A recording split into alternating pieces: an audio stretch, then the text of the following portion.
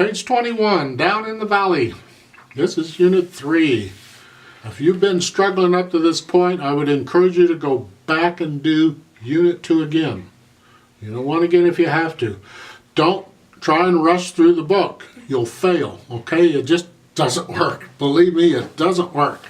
Take your time with it and make sure you can play these things. It's really important. I can't stress it enough. Because now we're going to get even trickier. Don't want to scare you away.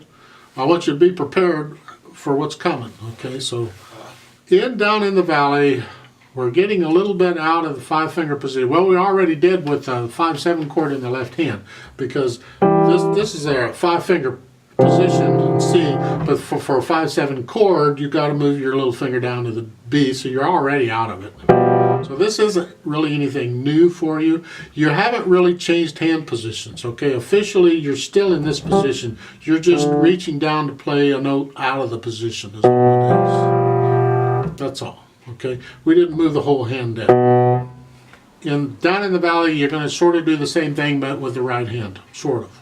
Remember, I told you learn those chords in both hands. Well, if you played the one chord in the right hand, you get this. It's the same as the left hand. Okay, if I play a 5-7 chord in the right hand, it's this. It's the same as the right hand. I got to move the thumb down out of that position. I'm not moving the hand. I'm just moving the thumb. Okay? That's really all they're doing. See, so suddenly it's not hard anymore. It's like, oh, okay, is that it, really? Yeah, if you look at the second line in the first measure, they're telling you that's in the right hand, you got a quarter rest, and then you got that B. You just leave your hand where it is and move your thumb down to hit it, because you're still going to play the D with your second finger, which is where you play it anyway. Okay? Big deal. I mean, basically you're doing a 5-7 chord. Because the D is actually part of a 5-7 chord, we just haven't been playing it. You don't have to include all the notes in a chord. This is a 5-7. Well, I could, if I did this, and that's all the notes in the 5-7 chord.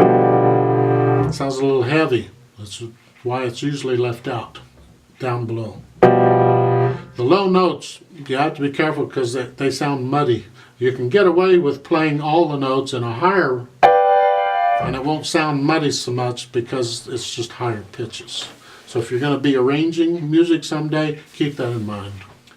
And that's really all we're doing down in the valley. Now, we have a different time signature here. If you look, it's 3-4, not 4-4. So we're only going to count to 3.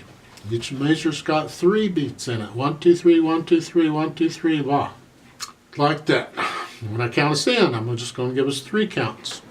Now, we want to bring out the melody, and you'll notice right at the beginning, that G in the left hand is melody, so it's got to be just as loud as the rest of the melody. You want it to sound as if one hand played the whole thing. You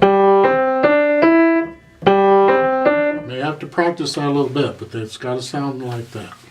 Other than that, the right hand has the melody all the way through. You got a repeat sign, so we're going to play it twice. See at the bottom, at the end of the second line is the repeat signs. It's got words, so you can sing it if you want. And I want to talk about the whole rest. It's in each line. It's like the 3rd or 4th measure over. Just look in the left hand, there's nothing but the rest. You can find it. The whole rest is the same as a whole note, which gets 4 counts. In 3/4 time, you can't have 4 counts. We can't have a whole note in 3/4 time. It's not allowed. Because a whole note gets 4 counts, and we can't have 4 counts. Well, we got whole rest. So now we adjust the meaning of whole rest. It can be 4 counts or 4 quarter notes, or it can be a whole measure. If we need a whole measure of rest, we just put a whole rest in there, and it's however many counts it is. In this case, that whole rest is 3 counts because it's the whole measure, and that's how they get away with that. Tricky, huh? Yeah. You can do the preparatory drill on your own. Big deal. You're just practicing moving the thumb. I hope you can move the thumb. And I want to remind you about the tied notes. The last 2 measures of the first line, the right hand is tied. So you don't play the D again, you hold it down. While the left hand plays, the right hand is just holding it down. Right? And then the bottom line, same thing, the last two measures. The right hand is playing the C. It's going to hold it down while the left hand plays all that stuff. Right. So make sure you do the tie right. Let's try this out. The hands. Well, in the left hand, you have a G with the thumb. So put your G on the thumb. No, put your thumb on the G, and the rest here happens to be C position. I mean, it's easy for me to say just go to C position. I'm trying to drill it in how to figure out where your hands go, and this is how you do that. In the right hand, the thumb goes on middle C. Yeah. So yes, we're in C position, but that's how you figure, because we're not going to be in C position forever. So, nice and slow. 3 counts, here we go. That rhymes, cool.